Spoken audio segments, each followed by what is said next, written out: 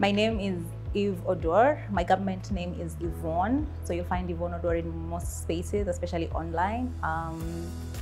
What I do on a day-to-day basis. So I work for Galck Plus, and it's many things. Day-to-day basis, responding to 1,000 emails, jumping on 1,000 Zoom calls, putting together proposal, approving payments. But I would like to think of myself as a human rights activist, and that's what I do on a day-to-day basis.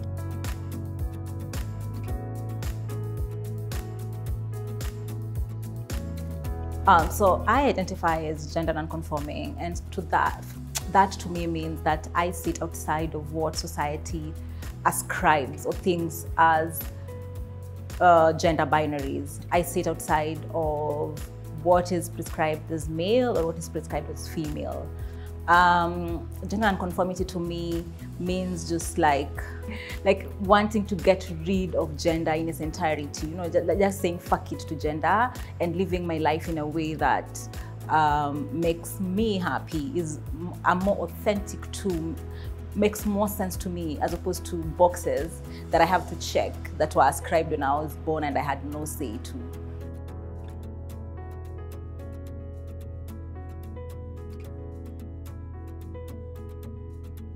I'm very lucky that when I came out as gender non-conforming, non-binary, all of the amazing things outside of the binaries of gender, I had a really strong support system. I remember when I first started using they, them pronouns. Even before that, when I just came out as non-binary, my friends threw me this huge party outside of town, and just to affirm me and to let me know that they see me. I had like a whole army of people around me to just correct anyone who used the wrong pronouns or who used the wrong names.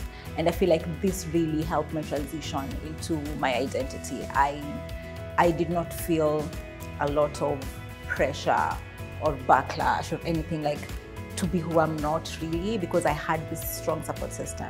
Of course, there are few people in your life who will misgender you for years, right? And of course, there are people who are just like, they, them is not like grammatically correct, oh my God, this whole time. But considering the number of people who supported me, considering the number of people who are willing to learn with me, considering the number of people who are willing to come to terms with me through this journey, I honestly feel like I got more support than I did backlash or hate.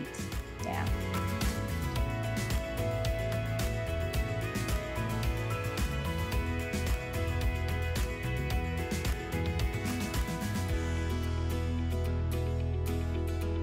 Okay, I'm usually like, language especially is very contextual, and some of these, for example, phrases or words that we get from context outside of Africa or outside of Kenya can be very specific. So there are people who identify as non-binary but don't like the word enby. There are people who identify as gender non-conforming and don't think that non-binary truly describes who they are, right? So it's very contextual, and in my opinion, this should come from the people in the room, right? Like, ask folks, talk to people, ask them how they identify, how they'd like to be referred to, what terms they'd love to use, because it's not umbrella and it's not the same all over. So the things I like as a non-binary person does not mean that every non-binary person will just be like, yes, yes. The things they'll just be like, no, that does not apply to me, right? I think that conversations really help. I know at times it's difficult to have difficult conversations, but that's the only way. Like, for example, when meetings start, just be like, how do people identify? What names do they use? What pronouns do they use? And I would stay away from using terms that have historically been gendered, right? So for example, in a room being like, hey guys, and then you as cis person insisting that guys is gender neutral. Actually, no, right? And if an non-binary person tells you that they don't like that, I think that is a really great step to have a conversation about inclusive language, right? And step back and just be like, cool, what are the other preferred words or phrases or names or tags we would like to use, right? Language is evolving. Because I remember when I came out, many years ago, as a non-binary person. At the time, we were using women with an X and women with a Y to try and be inclusive of women and gender non-conforming people. The organizing in Kenya was pretty young at the time, right? So anytime we'd say women with an X in meetings, in group conversations, in all of these things, we were trying to be inclusive of non-binary people. Folks were trying to include us in spaces that were typically before just meant for women, right? But now, non-binary people are saying, actually no, right? And when non-binary people say that, we should listen. And non-binary people are saying, if you want to include us, name us, right? They're like, if you want to talk about us, name us. So when you're saying spaces are inclusive, say things like, this space is inclusive of LBQ women and gender non-conforming people, right?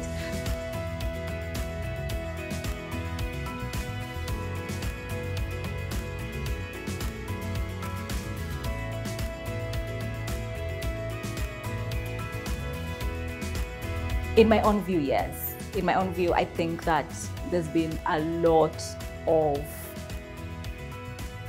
I don't want to say growth, but visibility for queer folks in general. And this has meant that folks have been forced to have those conversations, right? So for example, like when prominent people come out and identify a certain way, people are forced to have those conversations, even when they don't want to, even when they're just like, oh my God, queers are everywhere, the gay agenda. But for the first time, if you hear the term non-binary, people are just like, what is that and what does it mean, right? And for folks in the continent, and especially for somebody like me, I've been trying to go back in history and have conversations with folks about what being gender non-conforming meant before colonization. What were there non-binary people before the white man came and taught us how to say like non-binary in English, you know, and how did that look like? And going back to our histories and on languages and trying to figure that out, right? So yes, in the 10 years, I've seen change, and I really like the younger folk, like Gen Z, are really radical about how they're identifying and how they're living their lives outside of the box, right? And this means like fluidity in gender, fluidity in expression, fluidity in sexual orientation, and it's been beautiful to watch, really. So yes.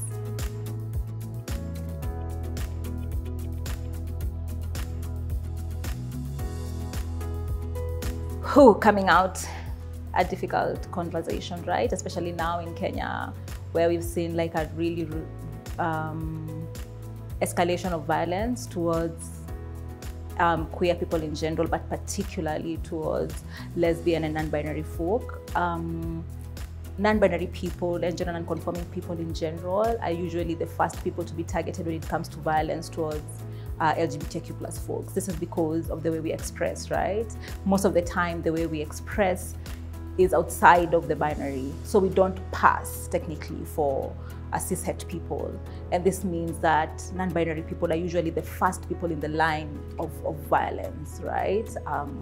What I'd say to folks, especially younger folk, and during this time, like folks coming out, and especially non-binary folk and gender non-conforming folk coming into the identity right now, I know it's difficult, and there's been a lot of pushback, and not just from like cishet people, even within the LGBTQ plus community, right? Where folks are just like, so you try to minimize a bit, so you try to like conform a bit, so we are not like out there being murdered. I just want to let you know that it's not your fault. It's not your fault that you live in a world that does not understand you, or respect you, or appreciate you, or love you. You did nothing wrong, and you being targeted, and you being vulnerable, and you being put in situations of violence is definitely not your fault. If my message to people coming out is that I see you, and I am hoping for a better world. I am hoping for a safer world for queer folk generally, and non-binary people specifically. And we can work together towards trying to create that and hopefully see it in our lifetime.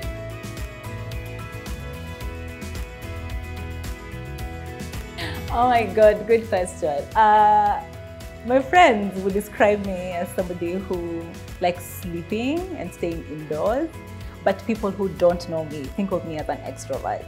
So it's always really hard to combine those two elements of my personality, where I'm actually a homeboard, but then I don't come off that way. And you'll find me out in places, doing things and being super extroverty. But yeah, technically, I would like to think of myself as a good friend, as somebody who sticks to things, as a hard worker, committed, and I'll see something through, yeah, personally or professionally.